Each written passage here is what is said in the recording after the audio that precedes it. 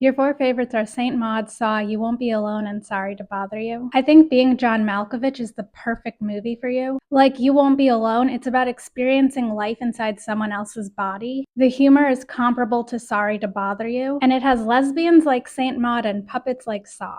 You already saw most of the movies I'd compare to Saint Maud, but I think you might like Black Swan, The Devils, The Black Coat's Daughter, and A Dark Song. I definitely recommended Cheap Thrills to at least one other person who had Saw in their favorites. And even though I think it's considered a thriller more than a horror film, like Saw, it has games and gore. Speaking of games and gore, I think you might like Battle Royale and possibly Would You Rather. Here is one of the greatest horror movies ever made. Seven also came to mind because, like Saw, the killer uses manipulation to commit their crimes. I also think you might enjoy Final Destination. You saw most of the movies I would have compared to You Won't Be Alone, but I think you might like Under the Skin, The Devil's Bath, and The Innocents. Black Klansman, like Sorry to Bother You, involves a black man talking in a white voice on the phone. And if you like Sorry to Bother You for its commentary on race and its satirical humor, you should check out They Cloned Tyrone, Dear White People, American Fiction, and Bamboozled. If you like Sorry to Bother You for its surreal sense of humor, I think you might enjoy Swiss Army Man and The Lobster. If you like Sorry to Bother You because it gets really weird and goes totally off the rails, you should check out Society. And if you like Sorry to Bother You because of the weird horse stuff, you should check out The Death of Dick Long.